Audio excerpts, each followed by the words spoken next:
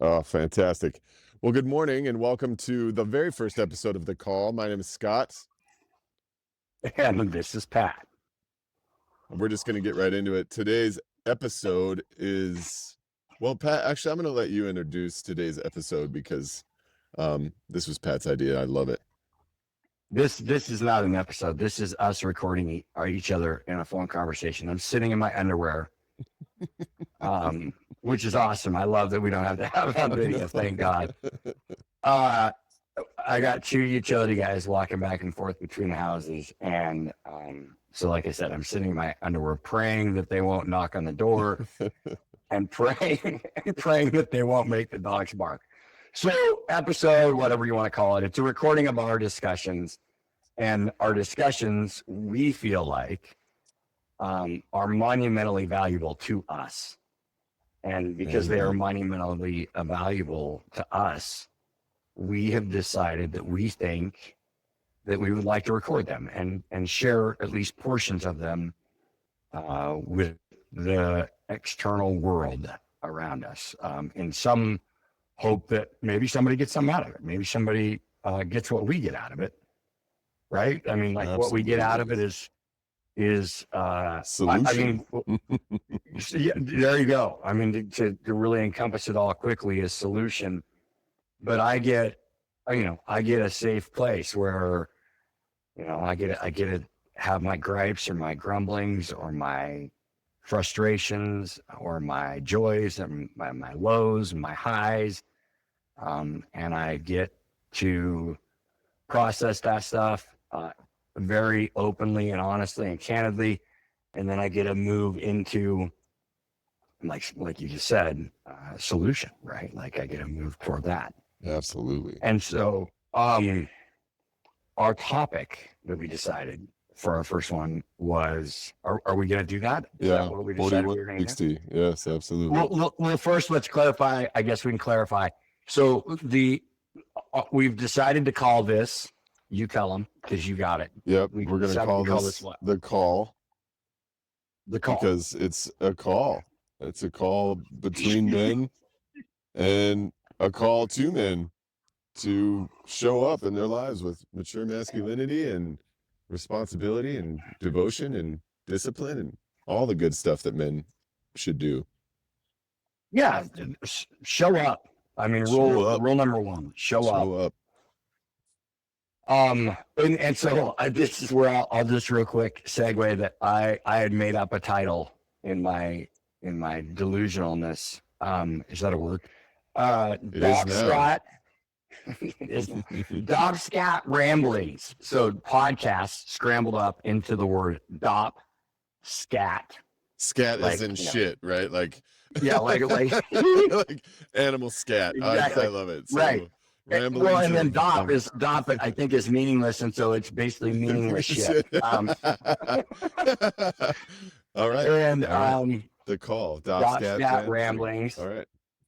And then my tagline for us is, it's amazing how much I've learned since I knew everything. We've been leaning on that one for years, by the way. That's a good one. Yeah, that isn't mine. I don't know. That comes from recovery community. Wisdom, man. And when I heard it, I mean, it was like a slap upside the face. Same. Absolutely.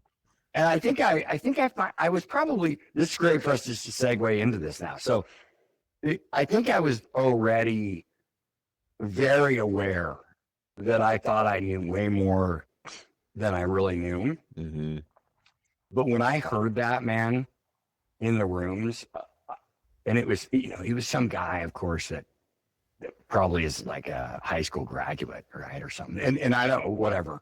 Like, meaning that I was judging him is what I'm trying to say. Mm-hmm. Like, I was judging that, this is some uneducated guy that, has gotten sober and has just got some years under his belt. And I don't really need to listen to what he's got to say, particularly, right? But then he said that. Right. It's amazing how much slams out with a whopper. Yeah, right. Right, and it was like a southern western drawl type of guy, like, it's amazing how much I've learned since I knew everything. And God dang, dude, buddy, that was a big one. Like it, I don't know. In a lot of ways, it actually gave me a ton of permission to like let go of the past, but it also gave me a ton of permission to not know shit. To not know shit. Yeah, same. God, that's great Which English right there. to not know Not nothing, know not, shit. not know nothing, none of that shit. And we're not making fun of anybody from the South, by the way. We're just No, no. Thank you. Good point. Good point. If you got a Southern accent, man, I can go right along with you. Yeah, Man. we're We can right here bullshit with all you. day long. We're right here with all of you. So today, Pat introduced me to a concept. God, it's probably been about a year ago that I've toyed with and spun around in my mind for all this time later, and it's that you maybe don't have as much time as you think to live this full life that we picture. And what I mean by that is, Pat did a little calculation for us to how many weeks we have to live, and it's less than you think. And I think it's definitely worth sharing. Pat, did you? What was that math? Yeah, so the math on it is and it's really simple, everybody. 52 weeks is in a year, right? 52 weeks are in a year. And so if you let's just go out to 80. And I think the current statistics, I'm not 100% positive on this, but I'm pretty close that I'm positive on it. The current statistics say that the average lifespan in the United States is that whether you're male or female, you will not live longer than 80, right? So that's the current statistics. In other words, the averages, the current lifespan expectancy in the United States, both male and female, I believe, are currently under 80. So Scott and I did it out to 80. From zero all the way to 80 is from 0 to 80. Yeah. And by the way, dude, I got a really good question for you later now because of that. Nice. But so 52 times 80 is 4,160 weeks. Let me. I want to say that more clearly, and I want to make sure that everybody that may be listening to this actually hears this. If you live 80 years in this wonderful one popper that you get on this planet, if you live that long, you are going to live 4,000. I want to make sure that we're clear on that number. 4,160 weeks on this planet. So, and just to be clear, also, I want to share with everyone. I went to bed at 9:30 last night and probably fell asleep by 10, and I wasn't awake to get Scott's call when he called pre 9:30 a.m. So I literally just gave up 12 hours of my 4,160 weeks in sleep. Now that's not necessarily the norm for me, but I am a sleeper. I've always been a sleeper. It just brings an exclamation point to the urgency of the opportunity cost that we have for time on this planet. And to do a little more math for you guys, I'm 45. You're 54, right, Pat? 53. You're 53. Easy, so easy. I know. Jesus, Slow down, Scotty. Slow down. Trying to short my weeks out faster than I need them to. I'm stealing 50 weeks off of your life. Yeah. So for me, wait a minute. You're 45 to 80 times is 1,820 weeks left. 1,800 weeks, you guys. 1,800 weeks. It's less for Pat. We don't really want to do that math. I mean, let's be honest. I'm just kidding. So 80 minus 53 is 27 years to 80, which in and of itself is a trip because my kid is 20 years old, and that seems like it just zipped on by. But times 52 is 1,400 weeks. Yeah. So, well, and come on, it's a June turning into July. We're halfway through these years. I turned 46 in less than 6 months, but let's not run through the semantics of it. But the point is, with 1,800 weeks left, it does maybe brings a little attention to the fact that, holy crap, maybe let's not ignore our lives until Friday comes, right? Like everybody wants to celebrate TGIF. I think that TGIM, TWT, After, like, Yeah, I think yeah, it's all yeah, important. yeah. There you go. Right, exactly. Yeah, right. Thank God I woke up this morning and actually got to get out in the world and get a life. I know, Right. right? Like Like so. cups half full. Thank God we got over 1,000 weeks left, Pat. You know, holy crap. A great friend of mine recently put this one out there to really kind of add perspective to the 4,160 concept. He put this out. He said he was just going out to 65, but he was like, I basically have 10 Septembers left. Right. Right. Dude, that's and that, you know, that one hit me hard too, because I'm like, man, I really September, and it was funny that he chose September. I really love that month. Like that month tends to be like the summer's kind of trickling out, Fall's and creeping the in on fall us. Mm-hmm. is yeah, and I mean, like for me, it's always been associated with tons of mountain time. Yep. Just Tons because of I grew up cool in mountain that. time, and you got that dope thing in Montana where it's like the dark trees with the snow-capped peaks thing. It's probably the best views in Montana is right there around September. I mean, Yeah, except well, for I don't know. the trees. A lot of times the snow's gone at that point, right? Oh, Like, word, a lot yeah. of times Well, I mean, it's like the you real get that mountain first thing. little dusting, right? Like September, October. Yeah, exactly, Yeah. exactly, totally. But then, I mean, you know, for me, like the elk are in rut, and so that means that bull elk are running around bugling, and everything is trying to pack on calories. So everything is like all of the, you know, mountain creatures are trying to freaking hustle and, you know, get some on them. It's just a really cool ass time to be alive, and so, but it also, you know, is associated with the start of school and things like that, and so I don't know where I'm going with that really, except for it just hit me pretty hard that, you know, that means that I only have 10 Junes left, you know, 10 Decembers left, you know, 10 Christmases, if you want to go down that road, right? 10, potentially 10 birthdays, right? So this is really great because I get up this morning, you know, the dogs have been in the house with me. I'm dog sitting because my partner and my kiddo are gone up to northern Montana for a camp for my kiddo. And so I get up this morning and it's been raining here, like it's like Pacific Northwest style here in Bozeman, Montana. It's been raining like crazy. And so I get up this morning and I'm like, the dogs have got to get out, man. I don't like going. Hell, I can't go. I don't know if I've ever gone in my entire life 12 hours without at least having a piss. Now the dogs are like, oh, that was great timing. Nice job, dogs. They're on the dogs are like, phone. okay, no, come on. They're barking at the guys outside. I bet they are, yeah. And so, but I get up and it's like I said, it's been 12 hours, and that's a whole part of the topic, right? Is that I slept for 12 hours. So right. How much of that time do we actually spend in sleep? Going, and then the other thing is that I go to the door and it's been raining like crazy, and I open the door for the dogs, and only one of the dogs, I got 3 dogs here, and only one dog goes out.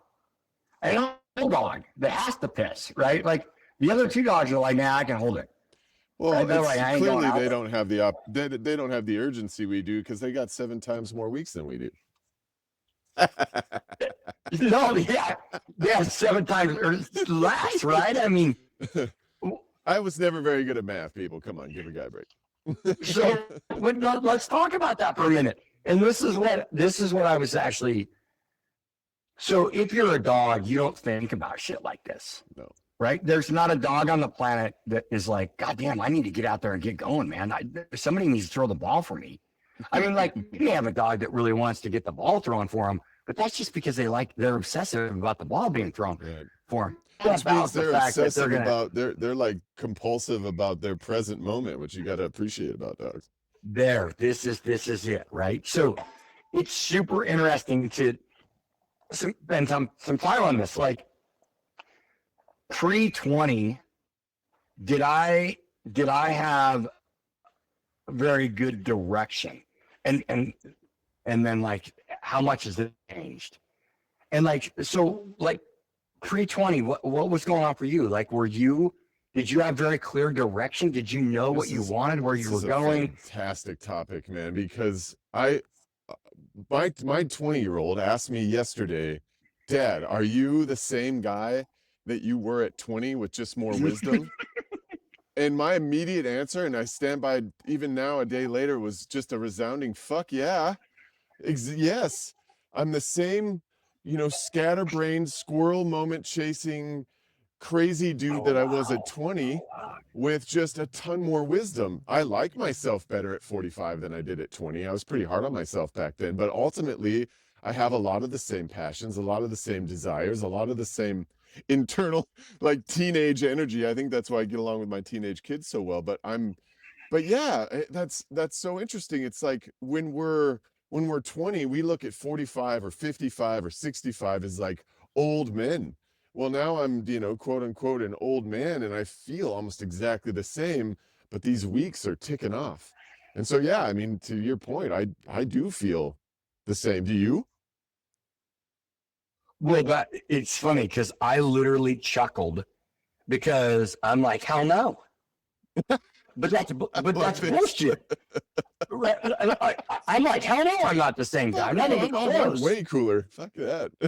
Well, no, if I don't know. I mean, that's the thing is like, in a shitload of ways, I'm not. I mean, like, dude, the abilities that I had alone back then were through the roof compared to what I am now.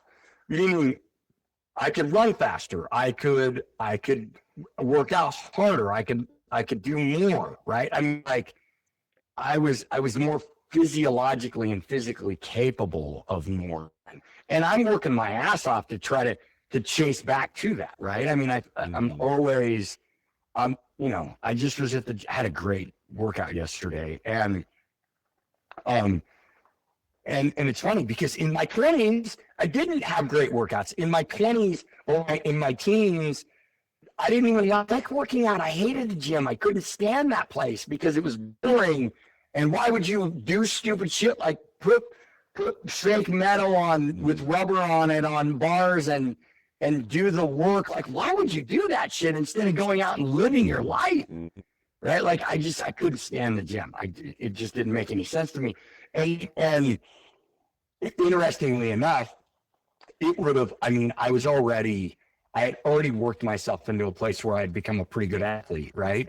And so I didn't, if I would have been in the gym on top of it, it would have been far better, right? And that's just hindsight. And so am I the same? And then I was fighting in the streets. I mean, I was impulsive as hell. I lost my driver's license.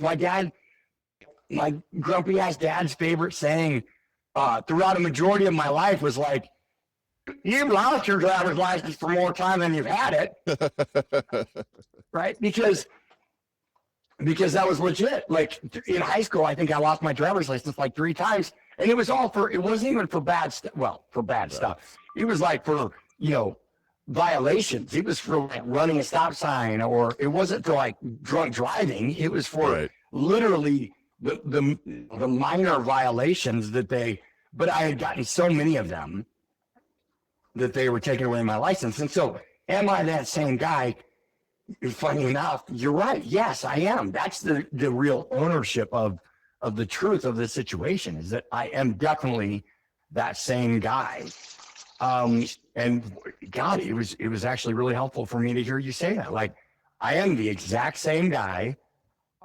And yes, I have learned, going back to the tagline thing, I've learned enough now that this guy, but here's something that I got to ask you. Yeah. Do you think your beliefs are the same? Because dude, that's what like, the 8 dates. Mm-hmm. And I think one of the most important things about that book, the 8 dates, is that it helps us evolve with our partner instead of evolving apart from our partner, right? And but the point there is the evolution that you're inevitably bound to undertake and process through our lives. is what Pat's talking about there. And so do I have the same beliefs? I think the beauty is that a lot of the direction of my life and a lot of the spiritual work that I've done is a byproduct of not ending up in my 30s the way I pictured I should be in my 20s.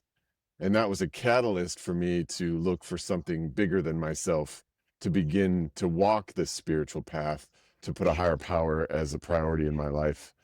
And that's what found me in the rooms of recovery was this is not working for me in such a powerful way that I have to kind of surrender. I got to give up and I need help. And it's hard for men to ask for help, right? Like it's hard for me to ask for help, but by giving up that control and asking another man for help, I was able to start down a path that that allowed me to put a higher power as a priority in my life, which that priority list shift.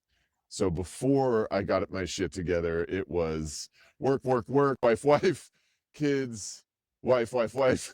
Like she was a high maintenance wife, guys. That was my first one. But when I really took a look at it, I was nowhere near the top of that list. My own personal needs were nowhere near the. And I imagine there's a lot of men out there listening to this that can relate to the fact that they didn't put themselves first in their lives. Guys just don't do that. We have to support. We have to, safety and security. That's our game. So when I finally had enough and asked for help, the very first thing I learned to change and shift that priority list to God and sobriety is number one. I'm number two, and everything else comes after that. It's kind of like I'm in aviation and I hear flight attendants say it all the time. You got to put your own oxygen mask on first before you help others. And I think that's such a great analogy to life. So back to your question, Patrick, I see my beliefs systems being so massively widened and opened to a world of understanding. That's why I love your tagline so much, because I didn't know what I didn't know back then. And now I know enough to know that I don't know shit. And I think that is just such a beautiful place to be. And as we grow as men, we realize that the intricacy of everything, whether you're learning about auto mechanics or you're learning about, gardening, or you're learning about building, whatever it is that we're doing, you begin to see a depth of intricacy. Well, for me, that's been a spiritual journey. So the more I learn, the more I realize I don't know anything. But it's almost exciting, not because it can be overwhelming, and I could hear some people saying that, but for me it's more exciting because it just opens up possibilities of what's available for a depth of learning. And I think as we go, my beliefs have gotten to a place where I welcome in peace as a goal instead of happiness. I welcome in harmony in my home and my little kingdom as being such a higher priority today. In my 20s, it was drugs, alcohol, sex. And then I wanted these I had these crazy entrepreneurial dreams, and I needed an airplane in my life. And it has all this stuff that had to happen for me to be happy. And I think that's a really good segue into happiness versus peace is I I definitely prioritized happiness, like, right in the Constitution, the pursuit of happiness, right? Declaration of Independence. I don't know, one of those two. I wasn't good at history either. Math, history. We'll collect them. Here we go. But I think when I realized that so many external things had to be in place for me to be happy, that's like walking a tightrope that was impossible. When I a couple of years ago when I shifted my pursuit to peace, I could be peaceful through a divorce, through losing my father, through, you know, in divorce, losing my community and my friends and my animals and my house, right? But I could find Yeah. peace in that. I could be okay with that. And so hopefully that's a bit of the solution for today as well. But how about you, Pat? Do you feel like your beliefs are different today? Well, I mean, I love how oftentimes, at least on initial perception, we see things very differently. Like I, I see myself at that time of my life as being extremely selfish. Like I feel like I just heard you say that you didn't put yourself first, No. and while while I probably didn't put myself first, and maybe this is the disconnect that was going on at that point in my life, I was extremely selfish. Like, and maybe that comes from like maybe just the differences in our upbringing, right? Like, I'm being brought up by a single mom who, you know, by the time I'm in my teens is like dating, and then she finally gets married. But so I have had to do all of the stuff that you described that maybe you were thinking you were doing, which was that I was living for other people, or that I was contributing, and I was, you know, like I was doing all this stuff that I was do instead of what I wanted to do.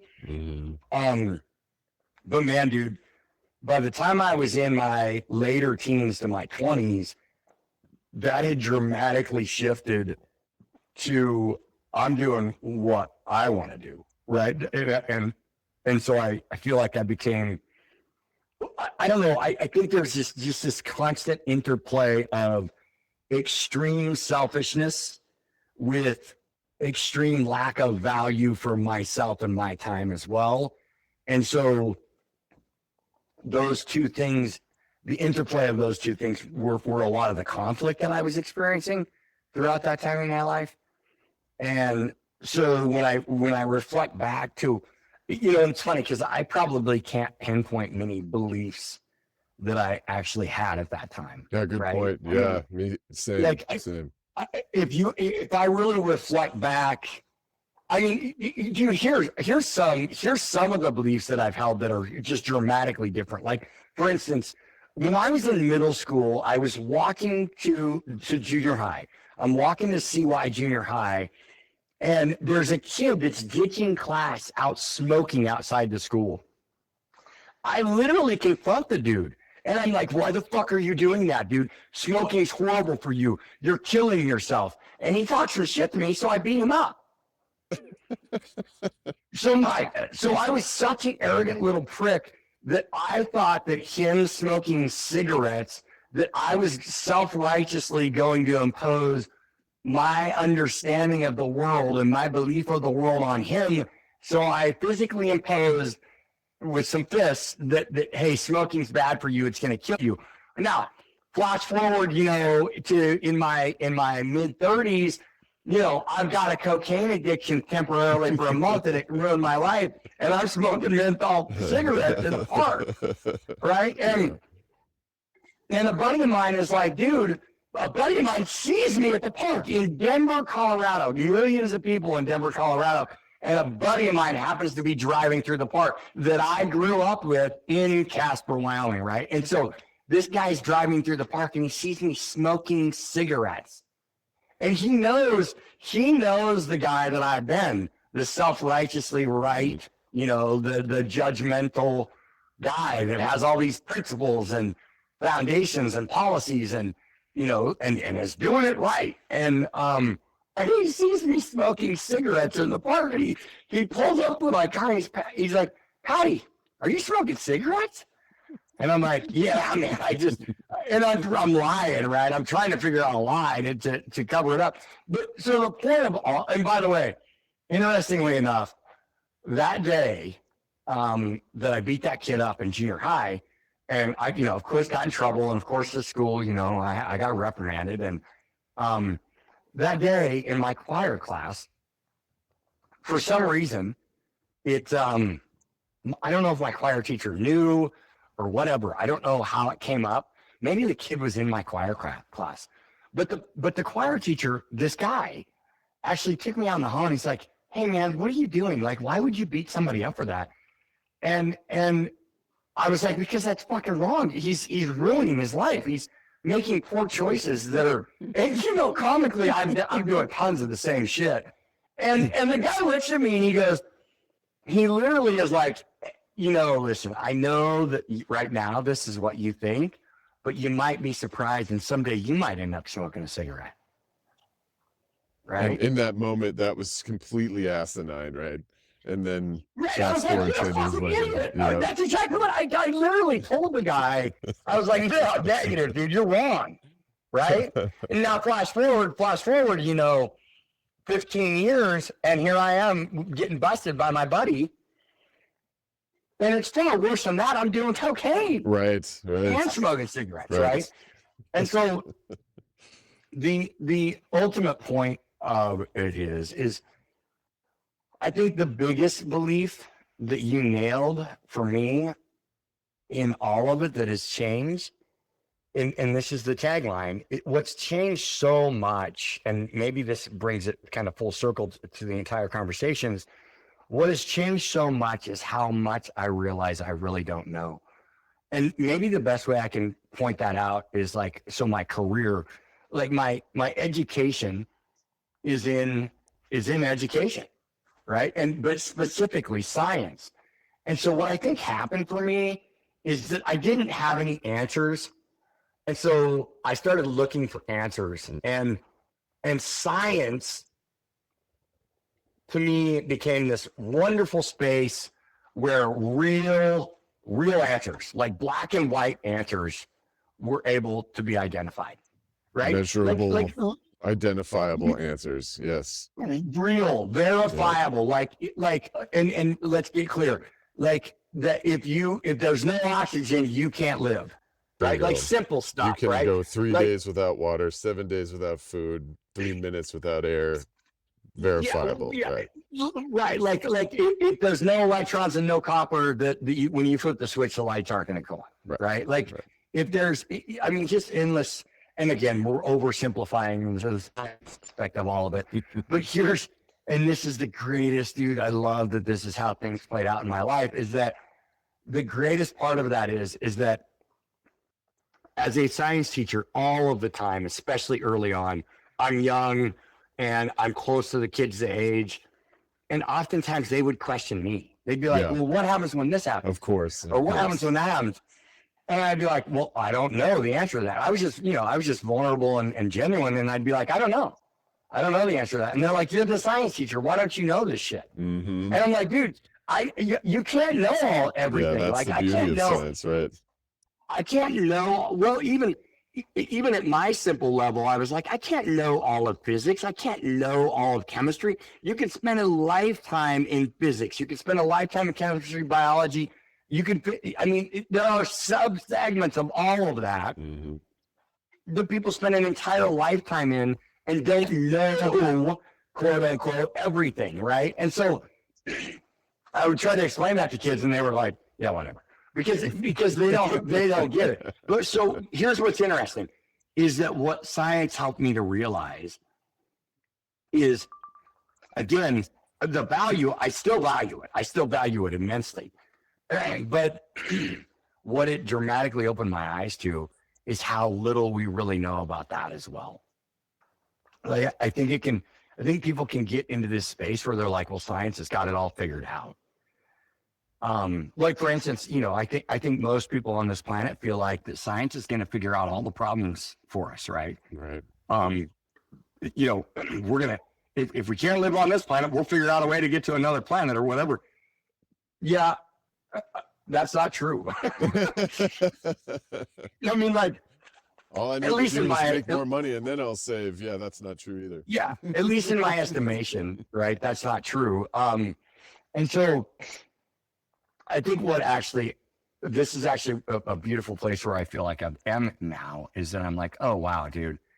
Not only do we not know a whole lot, really, when it gets right down to it in the science realm, but I don't know a whole lot, right? And by being, you said peace rather than happiness, and I say it as okayness.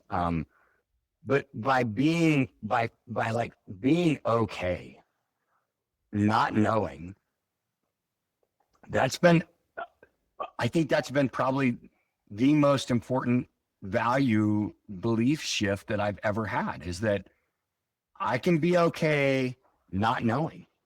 And so this is like the dogs. Like, the dogs don't know how long they're going to live. No. Right? Neither do we. We don't even have a concept of it. You know, we They think don't. we No, do, they're not. or we don't. No, they don't. They literally are like, okay, well, in this moment, I'm going to get a toy out of the toy box and play with it and chew on it for a while because that's what feels good to me. Feels right to me right now, right? But here's the conflict or the dilemma, and this is I always love that our conversations tend to go, you know, in and out of solution and dilemma. So here's the dilemma, though, is that to live a purposeful life is almost like a gift, right? It's like a the fact that we have this consciousness, this awareness, is a gift. In some ways, it's also a curse, right? But if we were going to play it out as a gift, that awareness is what ultimately allows us to then plan and prepare and do the most of what we can do, at least in our estimation, with the 4,160 weeks. So here's a great one for you, dude. And I think we've talked about this before, but there's a guy that I would always turn my students on to, and we would do this little project where I would say, reverse engineer your life. And it was like the end of the year presentation. And I was like, on your last slide, I want you to reverse engineer your life. And I want you to consider all the things that how you would like to see your life be. And I don't want you to think about the small box items. Like, I want you to think big picture. I want you to go way out of the box. And I want you to be like, okay, if I could live the most amazing life that I could live, this is what my life would look like. And then I want you to reverse engineer it. Then I want you to basically say how you're going to get there. Dude, kids can't do it. They can't do it. Interesting. I literally never had a kid do it. And so the reason why I'm bringing that all up, and I feel like I'm rambling all over the place, but the reason why I'm bringing that all up is that we have this like profound gift of consciousness and awareness, right? And it then affords us the opportunity to actually navigate the 4,160 weeks instead of just being I get up, I do my day, I go to bed. I get up, I do my day, I go to bed.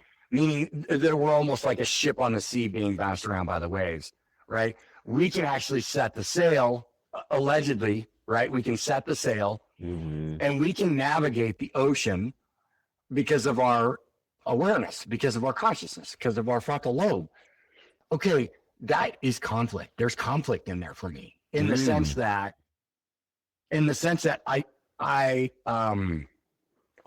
okay, so let me backtrack 1 minute because I forgot this really important piece. There was a dude, and I wish I could remember his name. I'll have to look it up. Maybe we can include it in the credits or something. But there was a dude at like age 15.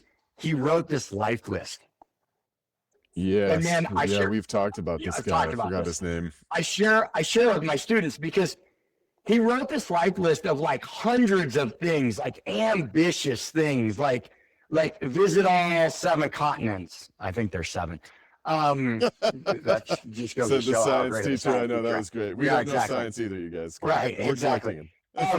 But visit all 7 continents, like float the most major rivers on every continent, like climb the highest peaks on every continent,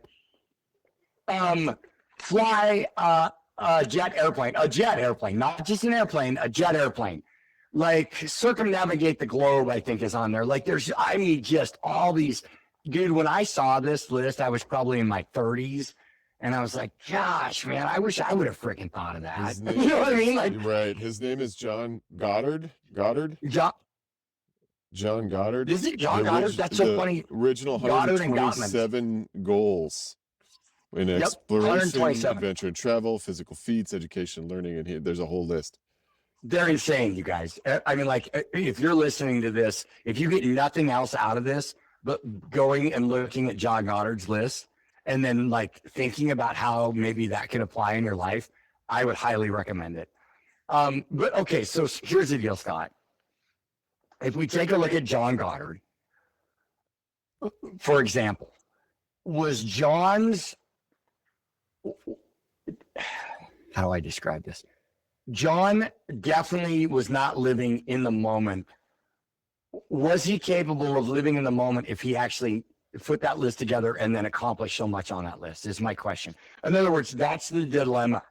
Seems like to me. What a great segue. Real quick, I'm just going to kind of touch on a little of my history to align with Pat and why our dichotomy is so great. And what Patrick said was so perfect, was so often initially we feel like we're on way opposite sides, and then eventually, as always, we kind of find our way back to the middle, which is wonderful. So when Pat went hard science, I went hard self-help. About 25 years old, I realized, holy crap, I'm 25 and I haven't read a book since high school. That's adorable to think that I actually read a book in high school. I think I lied to my junior English teacher that I actually turned in a project that I didn't so that I could pass high school. Yeah, you did the Cliff Notes. Yeah, I always talk like I'm an idiot, but anyway, you guys will figure that out on your own. So I went self-help, and then I went self-help hard for about 10 years that ended up shifting into spirituality because I too was looking for answers.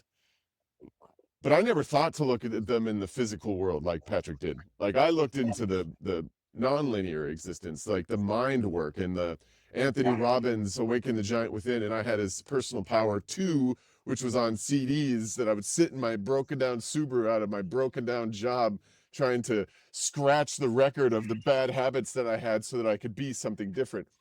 Side note there, you guys, somebody doesn't spend 10 years reading self-help books because they're happy, healthy, and comfortable in the way they live their life. I digress. So to bring it back to like this idea of Goddard's 127 items on his list and what we're doing with our life and so on and so forth. Patrick wakes up this morning having, slept for almost 12 hours.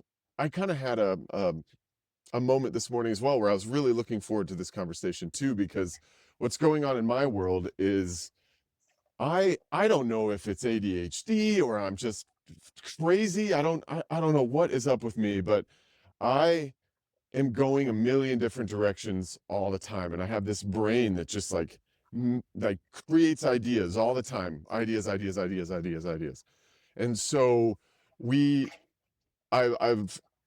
have my main career, and then I've started some side businesses. I use plural sense of that word on purpose because it's like not enough to reach the heights of your career. You have to go and keep going for some reason. And I used to blame it on the momentum of building my career into like, well, then I just need to keep going with the momentum, or, your success begins at the edge of your comfort zone, or whatever that kind of saying stuff goes. But my dilemma this morning is that we went camping last week and we loved it as a family. I'm recently married to my second wife, and all of our two lives are converging like two major rivers. We're two very adult humans with very big lives coming together, and these rivers merging, we joke all the time, it's bound to create rapids. But as these two beautiful lives merge, we have these wonderful experiences like we were camping this weekend. And boy, I tell you what, that made me want to buy my own camper, right, Pat? Because I had such a wonderful time with these families coming together. And so I had been wanting to buy an airplane for the last year, but now I want to buy a camper. And so I found this perfect camper last night online, and I wake up this morning with just kind of this hardcore realization that, man, I got to take a look at the just massive difference, the huge gap between what I think life should be or how it should unfold versus how it is actually unfolding. And to give some backstory on that, I bought a pickup about a year ago to teach everybody in my life how to drive a standard transmission. My two girls, my wife's daughter. I wanted everybody some time to drive a manual transmission. Nobody in my life after a year knows how to drive a manual transmission. I bought these four-wheelers and these dirt bikes. Isn't that so fucked up? And so it's just funny because I just have to interject this for you to hear this. We just had visitors here, and it was like a carnival ride.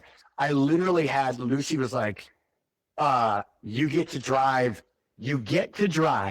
Nicole's Tesla to the hot springs.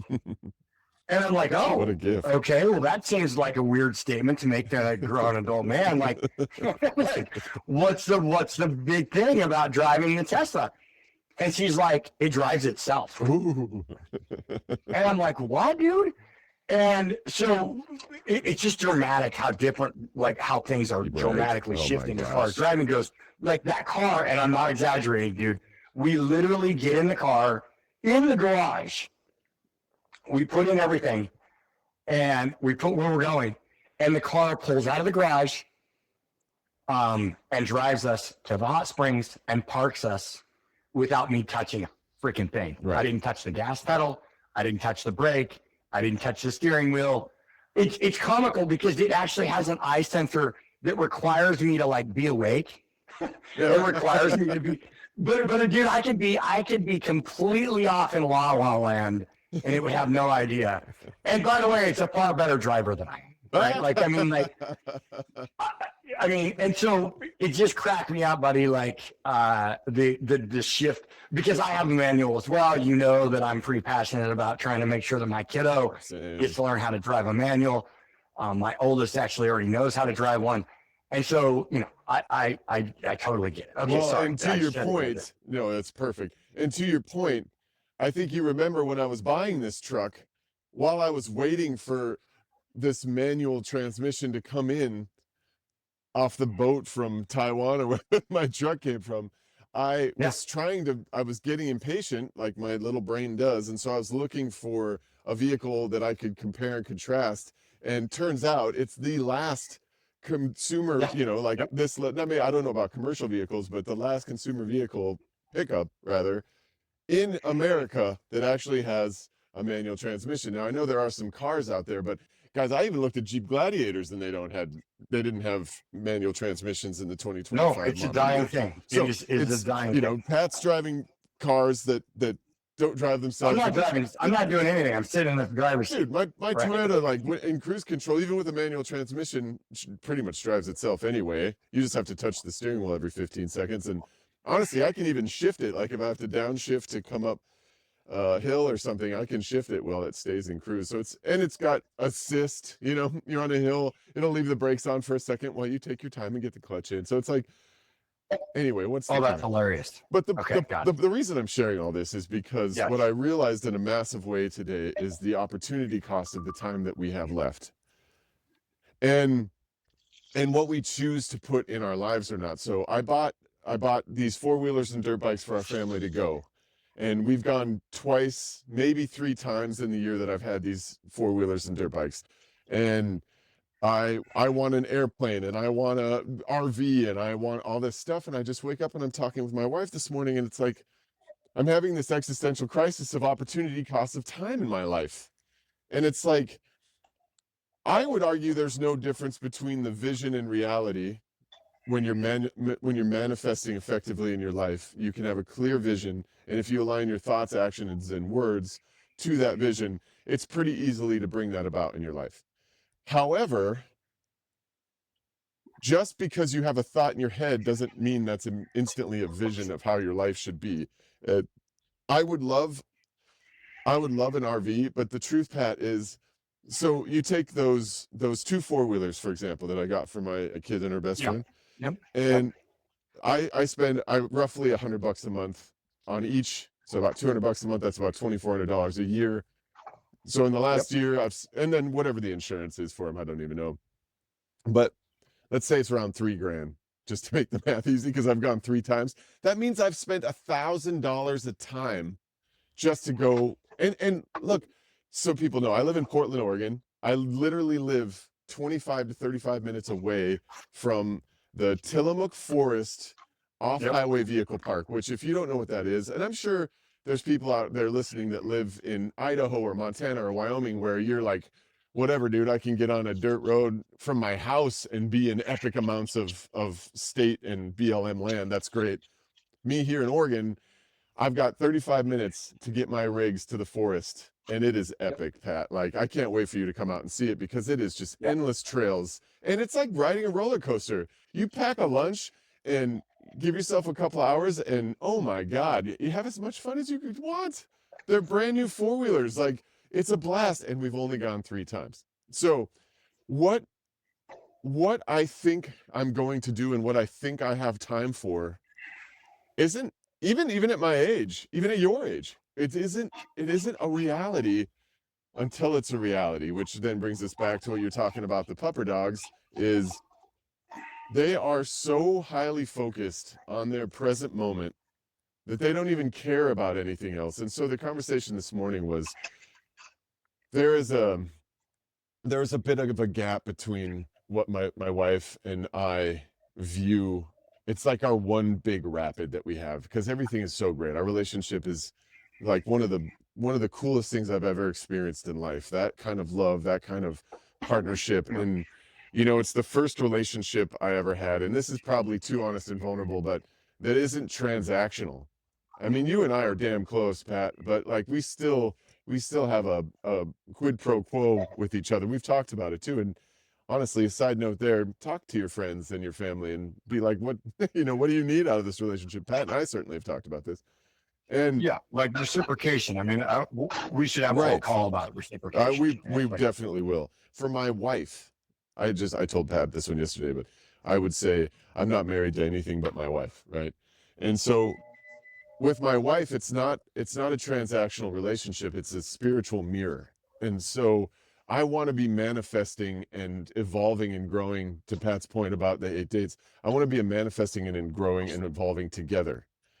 And there is a gap between wants and needs, which are far more along the lines of freedom of financial burden, freedom of time expectation. And where I'm at in my life is a lot more like acquiring. I'm at the last stage of summer in my life. So I'm like this last hard push to creation, wealth creation. It's like my last hurrah to create whatever that is in my life. And so I've got the career, that's great. I've got this idea of these side businesses, that's great, but more on the like end of summer, beginning of fall of her life, and she's looking to simplify.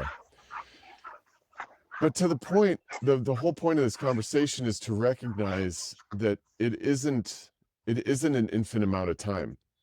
And you get to pick what you do. And that's why I'm so excited we're doing these conversations, Pat, because of all of the things that I do in my life, this is one of my all-time favorite things. And for the fact that we're talking and sharing this with others just warms my soul, because Yeah.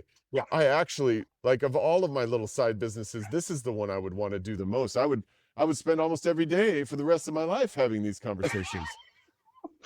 So enough, we Right. already do that. Well, I mean, Just so people know, right? yeah, we have a lot of conversations, but ultimately, the reality of it is that I think sometimes for both of us, they're not as frequent as we'd like, or sometimes, they're like, oh yeah, sometimes we're just going through the motions. Like we're just talking to talk. And other times they're really profoundly important conversations. Right. But so let's clean this up. Like In the light of solution, yeah, right. At the end of the day, right?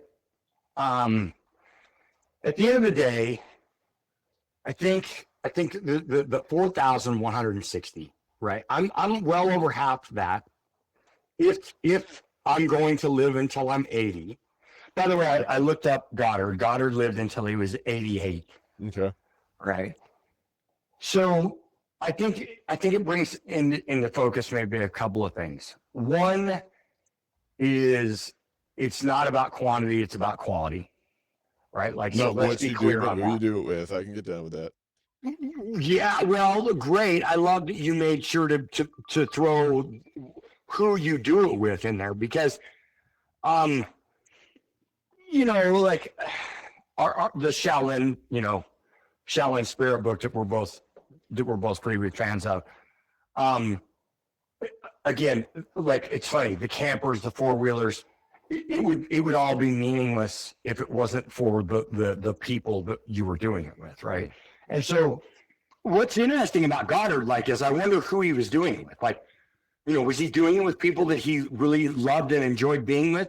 Or was he just doing the experiences out of an obsession to need to do the experiences, right? And either way, maybe there was huge benefit. But I think at the end of the day, quality versus quantity is a big factor in how you spend the 4,160. And I think what's interesting is that it at the end of the day, and I just watched this really kind of almost disturbing movie yesterday. I hardly ever watch a movie, but a friend of mine, I'm flying solo, right? I'm here at the house taking care of the dogs, and a friend of mine who's going through some serious challenges in life right now. Wife with stage 4 cancer, 2 daughters under the age of 10, and he's like, "You got to watch this movie." And so I was like, "All right, I will." So I sat down and I watched this movie. Well, the movie, it's called Train Dreams. Okay. Not that this is a promotion, we're not advertising. But the movie's it's on Netflix. And so, I'm here at house. She has Netflix. So I get on and I watch the movie, dude.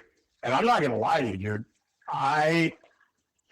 Disturbingly depressing, right? A majority of the movie. I mean, basically, if I could summarize it, it is like this relatively challenging look at what life would look like pre-developed United States, right? So this dude's an orphan, never knew his parents, longer in the state of Idaho. Airplane. Yeah, I've seen this one. Yeah. You watched this movie? Yeah. What the fuck, dude? So okay. So he's an orphan logger in Idaho that, and I'm not going to ruin it for everybody, and I won't do any of the, but dude, the movie it just shows the trials and tribulations of this guy's life, and it's as if this guy is a dog, meaning that the guy doesn't seem to even think about the direction or the choices that he has in life. He just does what life leads him to do. Right. Okay, so that's very different than John Goddard, right? That who at age 15 writes down this list. Now, does that mean that they had a similar sort of experience? I don't know. I guess what I'm really trying to dig out of this, and I'm really looking for input from you on this, is how much of it do we really even end up getting control of? Like, like the business people out there, right? Like I'm spending a ton of time with Grant Cardone right now, or with his community. Let me be clear. I'm not holding hands with Grant Cardone and getting to hang out with him. I do get it. Share individual time with the guy, not individual. I get it. I get to be a part of this guy's life. And Grant's all about like the systems, right? And the targets, right? And I guess at the end of the day, though, I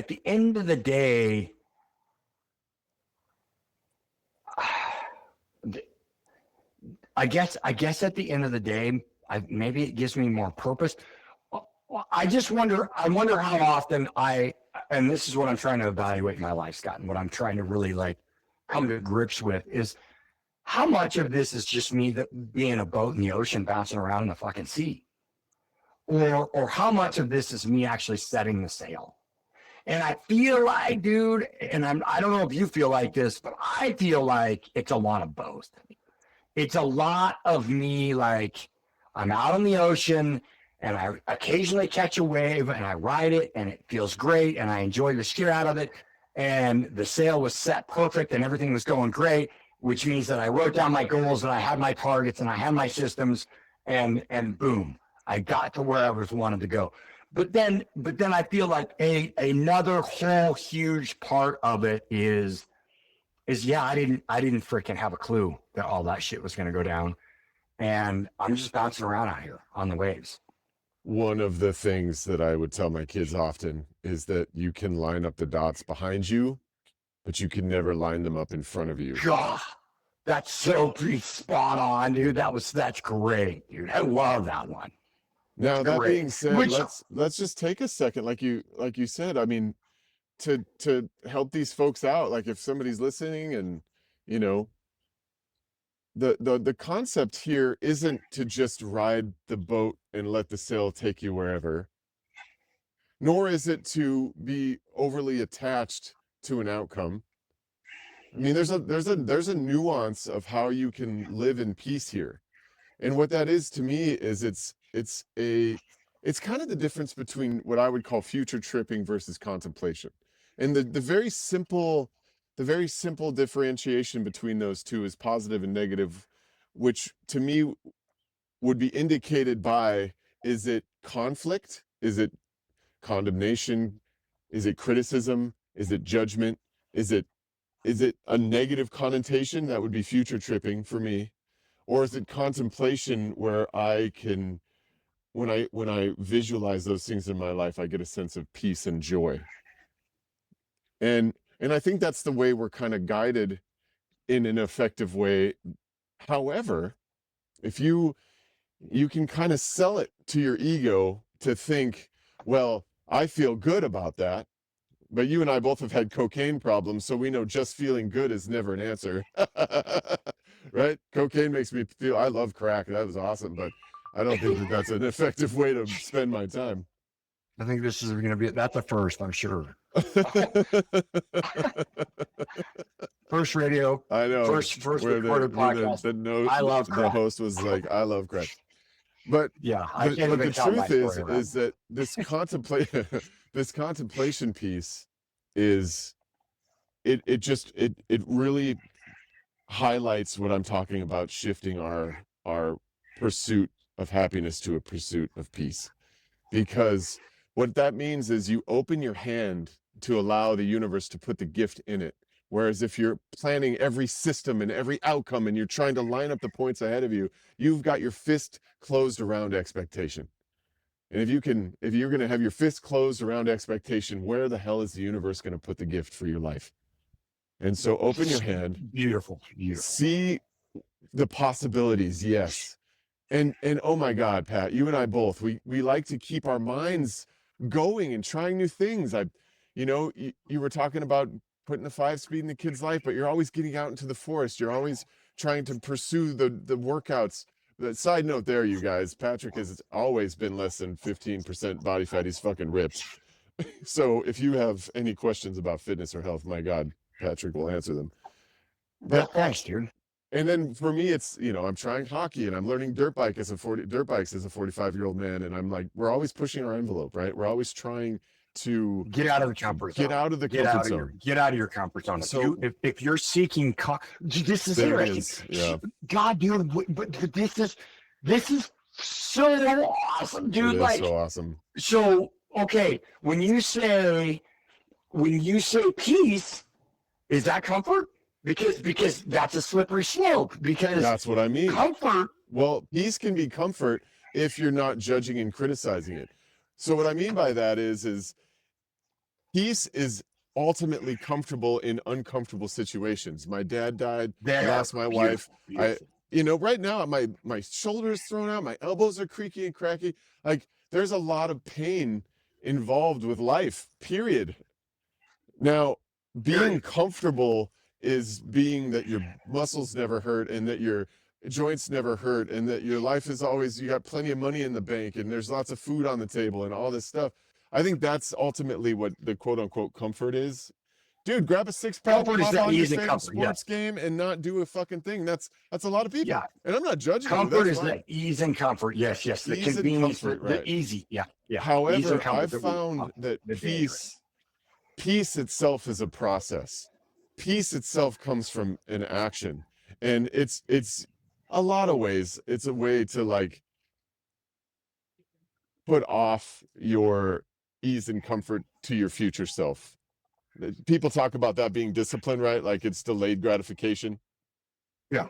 Right? You're delaying your gratification, so on and so forth. And I think by getting comfortable with the discomfort is a massive value in your life. However, these are all nuggets. Good job. When I talk about peace, there is an innate calm and peace deep inside our center.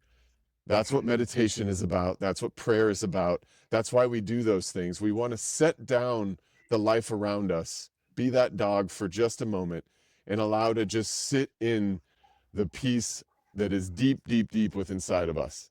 And I mean, holy crap, that is 1,000 conversations moving forward.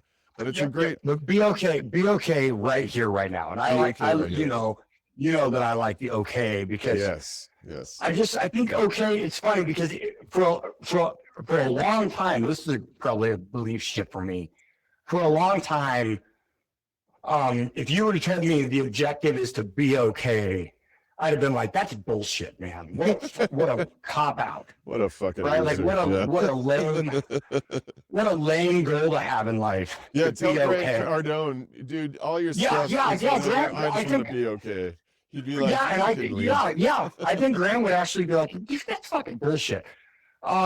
Excuse my language, but ultimately, like to be okay, what I mean in that is exactly what Scott's saying, and that's why one of my favorite like go-to mantras is, I want to be okay right here, right now, right? Like, and be okay means, like you're saying, I'm not judging the good or the bad. I am taking what life is actually presenting instead of resisting. Like I find at this point in my life, and I love that you help me navigate this, but I find that at this point in my life, the worst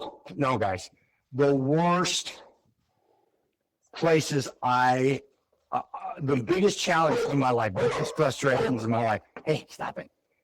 See, I'm doing it right now. Mm-hmm. The biggest frustrations, the biggest challenges in my life are when I'm resisting what is. What is, yeah. Right. And here, I'll give you a great example that I'm going up to the prison to volunteer with this guy, with Rob. And Rob is this freaking, he's a yoga guy. He's a martial arts guy. He's in his 60s. And we're talking about like this whole concept of like when we're resisting what life is giving us. And he gives me this comical example where he's like, yeah, I had my flip-flops on and, I decided that I'm in my underwear and I got my flip-flops on. And so I just decided that I put my shorts on over the flip-flops. Right. And he's like, then the flip-flop gets stuck and I can't balance, and so then I fall down or whatever. And he's like, and I'm just furious. He's like, I can't believe, he's like, I can't believe these goddamn shorts won't go over these flip-flops. This is bullshit. You know what I mean? I'm trying to pull my pants on over my tennis shoes or something, right? Step and your foot is stuck in the shorts and down. You fucking yeah. Yeah. You rip your pants, or whatever, and it's all fall through the shorts. Right. No, it never goes as planned. No. Which comes back to, well, I if I'm at ease and if I'm in comfort, I just take the flip-flops off. Right? I just sit down and take the flip-flops off and put the shorts on. Right? But anyway, I just love like what you're saying, and I just wanted to make sure that I clarified like the peace. Sometimes peace is hard to get your head around. I feel like, at least for me. Right, and that's why the dichotomy of us works so well. And I hope that for our listeners too, that they can hear both of our perspectives and find their path in it as well. And I'm always going to be overly heady. Like I said, Pat is the fitness guy. He knows the stuff, and I spend a lot of time in the spiritual books. You're like, yeah. There's going to be a heady element to how I share, but hopefully between this back and forth between Patrick and I, you can find your way as well. And so before we go today, I just want to let everybody know that Patrick and I have created a protocol called the Hard Reset Protocol. It's a 14-day program to start. We're running a kind of its primary beta test. It's a very small amount of money just to make sure all of the money side of things work. But if your life's adrift and you don't have what you think you should have in your life at this point, and you don't understand why, this protocol is designed to help. It's not difficult. It's all simple concepts. It can be hard to implement, like anything worthwhile in life. It does require a challenge and to overcome some obstacles. Nothing easy comes with any big reward. Thank you. Sure. That's for sure.